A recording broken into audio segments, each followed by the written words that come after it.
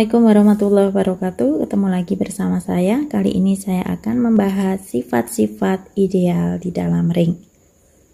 Sifat yang pertama itu adalah sifat ini. Ya, jadi kita punya sebarang ring R, S, dan T dengan R merupakan subring di S dan S merupakan subring di T. Akan kita dapatkan jika R merupakan ideal di dalam T, maka R pasti merupakan ideal di dalam S. Mengapa demikian? Untuk buktinya kita bisa ambil sebarang, berarti ya, ambil sebarang ya. R berada di R dan S yang berada di S. Nah, karena N ini, S-nya ini adalah subset T, maka S yang kita ambil tadi ini jelas masuk ke T. Jadi kita punya R ada di R dan S yang berada di T. Nah, karena R ini merupakan ideal di T, ya berarti kita punya apa?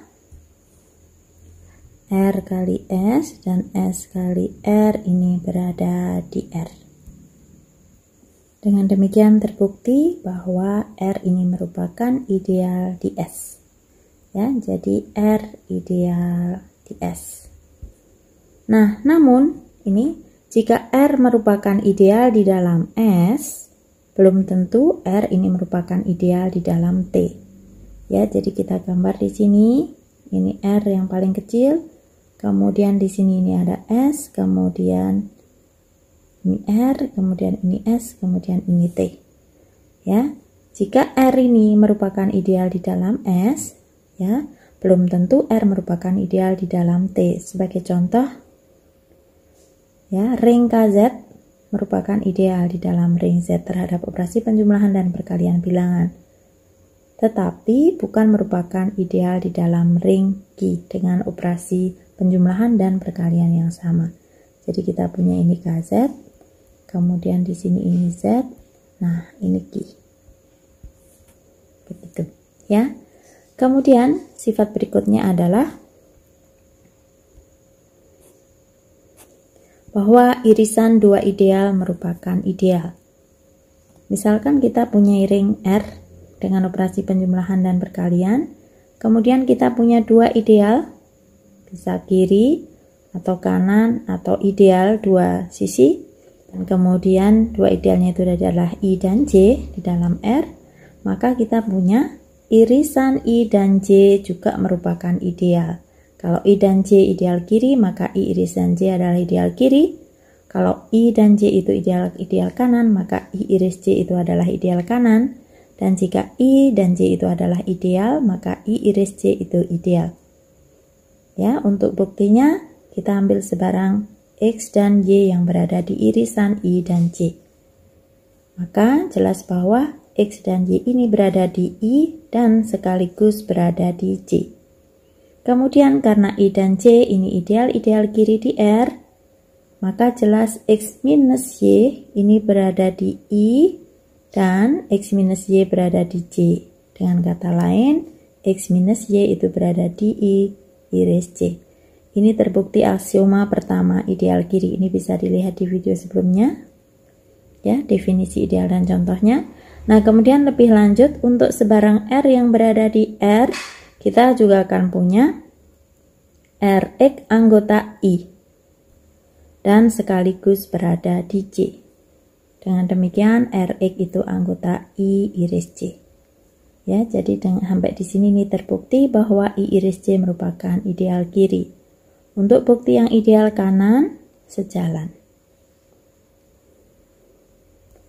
Sifat berikutnya adalah ini, bahwa jumlahan dua ideal merupakan ideal. Jumlahan yang dimaksud di sini ini jumlahan yang seperti apa? Kita lihat ini. Ya, misalkan R dengan operasi penjumlahan dan perkalian ini adalah ring, kemudian I dan J ini merupakan dua ideal di R. Nah, himpunan I plus J yang didefinisikan sebagai himpunan jumlahan X plus Y dengan X-nya itu dari I, Y-nya dari J, ini merupakan ideal di R. Lebih lanjut, gabungan I dan J itu termuat di I plus J. Buktinya cukup mudah, ambil sebarang dua elemen di I plus J. Apa artinya? Artinya X ini dapat dinyatakan sebagai jumlahan elemen, katakanlah X1 dan X2. Y-nya juga demikian, katakanlah jumlahan dari Y1 dan Y2 dengan X1 Y1-nya berada di I dan X2 Y2-nya berada di J. Nah, kemudian karena X1 Y1 berada di I, X2 berada dan Y2 berada di J dengan I dan J-nya masing-masing ideal, maka X1 dikurangi Y1 itu berada di I dan X2 dikurangi Y2 itu berada di J. Sehingga kita dapatkan X minus Y ini sama dengan X1 plus X2 dikurangi Y1 plus Y2, dan ini sama dengan X1 minus Y1 ditambah X2 minus Y2. Ini X minus Y ini ternyata dapat dinyatakan sebagai jumlahan elemen-elemen di I, ini ya tadi ya, dan elemen di J. Ya, jadi X minus Y berada di I plus J. Nah, kemudian lebih lanjut untuk sembarang R yang berada di R besar, kita punya tadi Rx1 itu berada di I karena I-nya tadi ideal dan X1-nya berada di I. Kemudian Rx2 itu sama elemen di J. Sehingga R kali X, ya, yaitu R kali X1 plus X2, ini dengan menggunakan sifat distributif di R kita dapatkan dia Rx1 plus Rx2 yang artinya ini adalah berada di I plus J. Jadi terbukti I plus J-nya itu adalah ideal di dalam R. Ya, jadi kita tinggal tunjukkan yang bagian kedua, yaitu bahwa gabungan I dan J itu berada di I plus J. Sekarang kita ambil sebarang X yang berada di I gabung J. Apa artinya I gabung J? I gabung J itu adalah himpunan ya yang elemen-elemennya itu berada di I atau di J.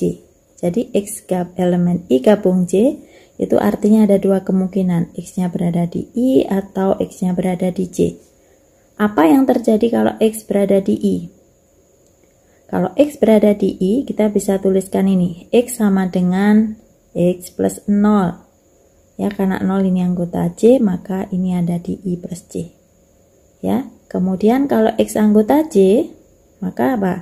Kita punya ini juga X sama dengan 0 plus J, dengan 0-nya berada di I, karena I-nya ideal, dan ini artinya X ada di I plus J lagi.